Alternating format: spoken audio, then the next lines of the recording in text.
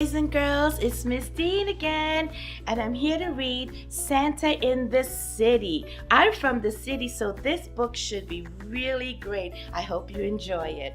It is written by Tiffany D. Jackson. Every year, Deja counted down the days, hours, minutes, seconds until Christmas. But some kids at school didn't believe in Santa like she did. If there's a Santa, how does he get into your apartment when there's no chimney? Deshawn asks. The sleigh can't fit nowhere and reindeer can't fly. And no one can live up at the North Pole, Carmen said. Face it, Deja, there is no Santa. Even if there was, he'd never visit us in the city. That night, Mommy found Deja in her room crying. What's wrong, Deja? Mommy, tell me the truth. Is there really a Santa Claus? Of course there is, baby girl. But how does Santa get inside our house if we don't have a chimney? Mommy smiled. Deja, magic always finds a way. Come, let me show you.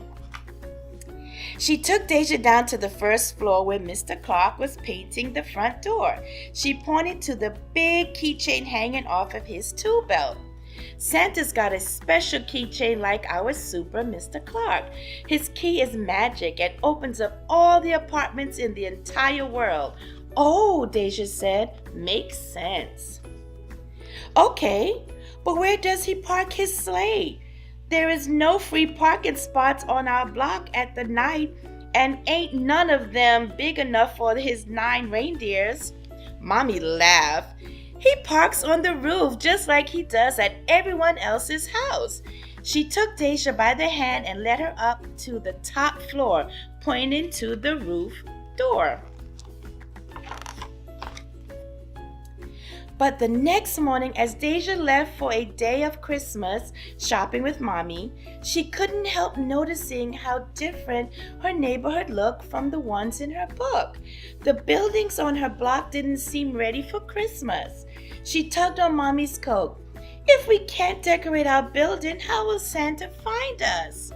The mayor puts up extra special lights all around the neighborhood, Mommy said. And we always put lights in our windows so Santa won't miss us. Oh, Deja said, makes sense. But even later that afternoon, as Deja and Mommy finished shopping, her head was so full of questions. She thought she might burst. She pointed to Santaland and asked, okay, how can Santa be at King's Plaza, at Macy's, and up at the North Pole making all our presents at the same time? Well, those men are special elves representing Santa. They listen to the wishes of all the little kids around the world, then report back to the big boss, or Saint Nick.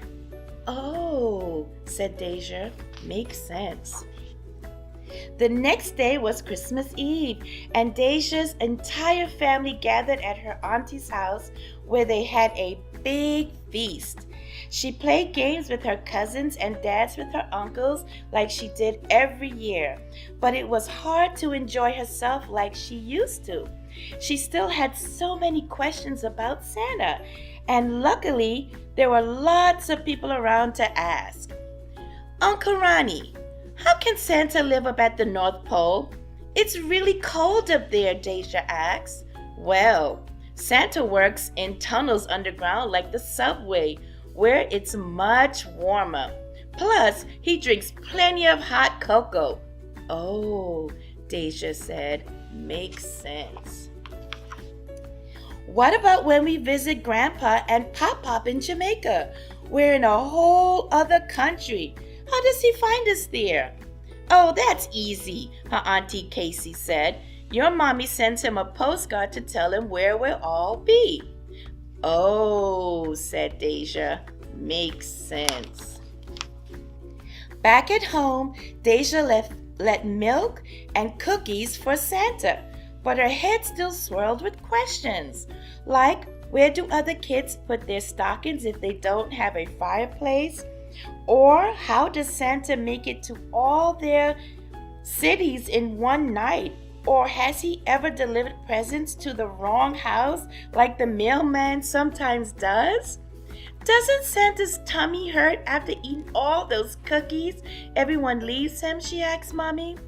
Santa doesn't eat all the cookies, Mommy said. He eats some, but has a magic sack he puts the rest in so he can share with the elves when he gets back to the North Pole. I've even packed them up for him. You mean you've met Santa? Yup. He asks grown-ups to help him since he has lots of stops to make in one night. Oh, she said. That gave Deja an idea. After Mommy tucked her into bed, Deja only pretended to go to sleep because there was only one person who could answer all her questions, Santa himself. She waited until Mommy was asleep before sneaking out into the living room, but she just couldn't stay awake. She didn't hear Santa park his sleigh on the roof, or see him come down the steps, or use his magic key to open the door, or leave out the toy she asked the special elves for. But when she woke up, she found something better than any toy. A special message from Santa just for her, letting her know once and for all magic really does find a way. Santa was real and he had no problem coming to her city. The end. I hope you enjoyed this book and I hope Santa finds his way into your house this season. Bye guys.